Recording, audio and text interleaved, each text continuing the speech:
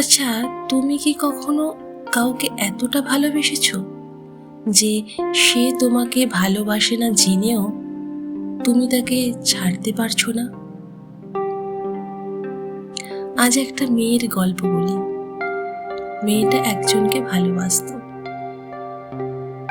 ছেলেটা জানতো, সবটাই জানতো, তবু কখনো স্পষ্ট করে বলেনি আমি তোমাকে চাই না, আবার এটাও বলেনি আমি তোমাকেই চাই।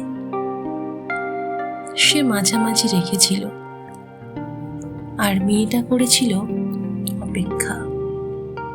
মেসেজ এলে হাসতো, রিপ্লাই দিতে দেরি হলে কান্না করত, অফলাইনে দেখলে বুক ধড়ফড় করত, আর অফলাইনে চলে গেলে মনে হতো পৃথিবীটাই থেমে গেছে। একদিন মেয়েটা বুঝলো সে কাউকে ভালোবাসছে না, সে আসলে নিজেকে অবহেলা করছে। মেয়েটা ভাবতো হয়তো একদিন সবটা বদলে যাবে, একদিন হয়তো বুঝবে, হয়তো একদিন আমাকেই বেছে নেবে।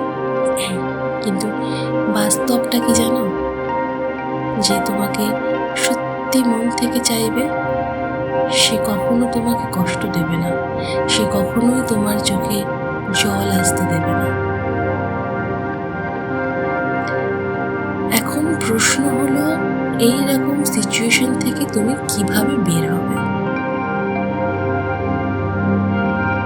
প্রথমত তোমাকে সত্যিটা মেনে নিতে হবে যে সে তোমাকে চায় না। এই কথাটা মাথায় ভালোভাবে ঢোকাও। কষ্ট হবে, ভীষণ কষ্ট হবে, কিন্তু বিশ্বাস করো এটাই তোমার মুক্তির প্রথম দরজা। 2 নম্বর, যোগাযোগ একেবারে বন্ধ। স্ট্যাটাস দেখা বন্ধ করো, প্রোফাইল চেক করা বন্ধ করো। আর হ্যাঁ, শেষবার একটা কথা বলবো, এই কথাটা বলা বন্ধ করো।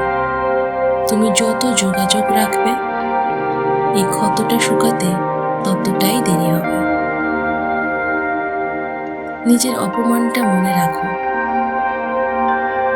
ভালোবাসা অন্ধ হতে পারে, কিন্তু আত্মসম্মান অন্ধ হওয়া উচিত নয়।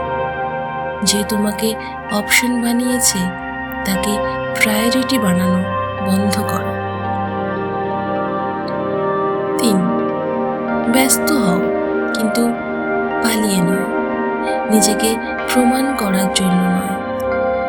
ব্যস্ত হও নিজেকে বাঁচানোর জন্য। নতুন নতুন স্কিল শেখো, নিজের শরীরের যত্ন নাও। দেখবে যে মানুষটার জন্য রাত জেগে কাঁদতে, তার নাম শুনলেও আর কিছুই অনুভব হচ্ছে না। নিজের ভবিষ্যৎ নিয়ে ভাবো। শেষে মেয়েটার কি হয়েছিল জানো?